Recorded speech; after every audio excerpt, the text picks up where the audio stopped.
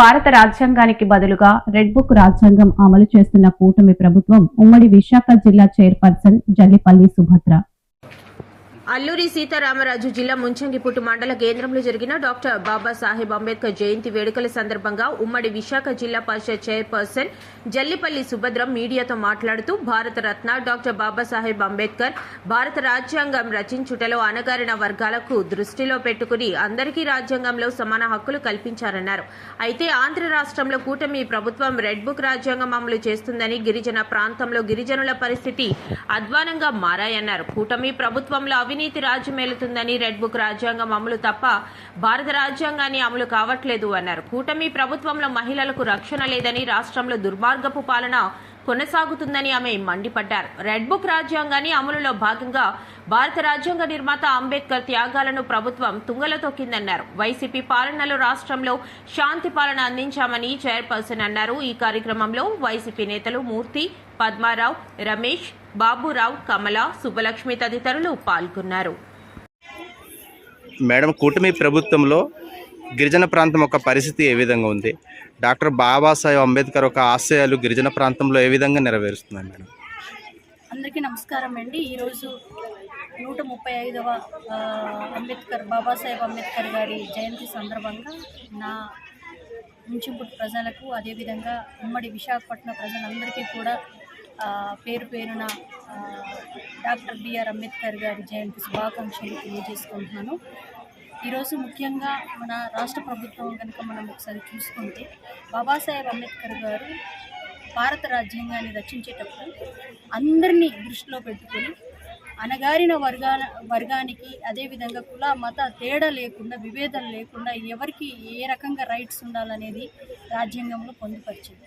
మరి ఈరోజు మన రాష్ట్రంలో ఇప్పుడున్నటువంటి ఏదైతే కూటమి ప్రభుత్వంలో మనము ఈ రాజ్యాంగాన్ని అంతరించిపోయి రెడ్ బుక్ రాజ్యాంగాన్ని ఈరోజు ప్రదర్శిస్తున్నటువంటి పరిస్థితులు మనం చూస్తూ ఉన్నాం. దానికి ఉదాహరణే ఈరోజు మన గిరిజన ప్రాంతంలో జరుగుతున్నటువంటి కార్యక్రమాలు. గిరిజన ప్రాంతంలో ఏదైతే ట్రైబల్ వెల్ఫేర్ కానివ్వండి, ఇతర హాస్టల్స్ కానివ్వండి, ఈరోజు ఎంత ప్రమాదాలు జరుగుతుంది.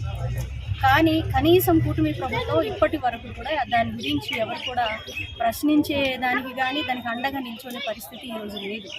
ఈ కూటమి ప్రభుత్వం ఏర్పడిన తర్వాత భారత రాజ్యాంగాన్ని తొక్కిపెట్టి ఈరోజు రెడ్ బుక్ రాజ్యాంగాన్ని ప్రదర్శిస్తాము. వారు ఏదైతే మరి యువగలం పేరుతో ఆ రోజు నారా లోకేష్ గారు యువగల పేరు మీద పాదయాత్ర చేస్తారు. ఆ రోజు ప్రతీది కూడా అతను రెడ్ బుక్లో నేను రచించి ఉన్నాను, ఆ రెడ్ బుక్ రాజ్యాంగాన్ని నేను ప్రదర్శిస్తాను అంటున్నారే కానీ రాష్ట్ర ప్రజలు ఏమైపోయినా కూడా వాళ్ళకి పట్టే పరిస్థితి లేదు. గిరిజన ప్రాంతంలో అయితే మరీ అధ్వానంగా ఉంది.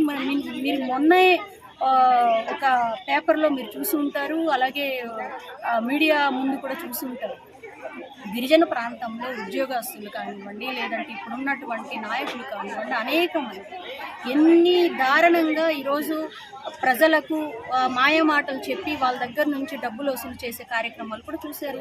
మొన్న రీసెంట్గా సిబిఐకి సిక్కినటువంటి పంచాయతీ సెక్రటరీ కానివ్వండి, లేదంటే గతంలో ఉన్నటువంటి ఎంఈఓ మొన్న ఆ మధ్య కాలంలోనే ఏ రకంగా లంచం తీసుకుంటూ చిక్కినటువంటి పరిస్థితి. మరి గత ప్రభుత్వం హయాంలో ఎక్కడైనా ఇది చూసారా? ఏ ప్రభుత్వ ఉద్యోగి అయినా ఆ రకంగా బందీ అయినటువంటి విషయాలు ఉన్నాయా? లేదే. మరి ఈరోజు అప్పుడు లేని పరిస్థితి ఈరోజు ఉంది అంటే దానికి కారణం ఏంటి? రెడ్ బుక్ రాజ్యాంగము మన రాష్ట్రంలో నిర్వహిస్తున్నారు. రెడ్ బుక్ రాజ్యాంగం మాత్రమే ఇక్కడ ఉంది కానీ భారత రాజ్యాంగం లేదు. ఎందుకంటే ఆహర్నిశలు కష్టపడి ఎన్నో సంవత్సరాలు కష్టపడితేనే కానీ ఈ రాజ్యాంగాన్ని రచించలేకపోయారు. సో అటువంటి ఈ నాయకుడైనటువంటి మన బిఆర్ అంబేద్కర్ గారి యొక్క త్యాగం ఈరోజు ఎటుపోతుంది, దీన్ని పూర్తిగా తొక్కే పరిస్థితి ఈరోజు ఉంది. కాబట్టి దీనికి ఈరోజు బాబాసాహెబ్ అంబేద్కర్ 135వ జయంతి సందర్భంగా రాష్ట్ర ప్రభుత్వం చేస్తున్నటువంటి దుర్మార్గమైనటువంటి చర్యలను కూడా వెంటనే అరికట్టాలని కూడా మేము కోరుతా ఉన్నాము.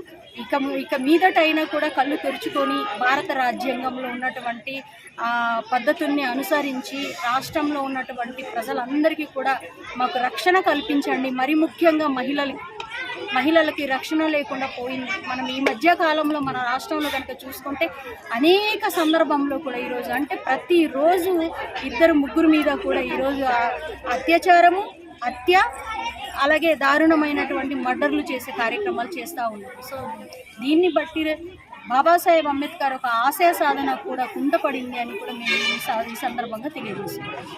Okay madam, thank you.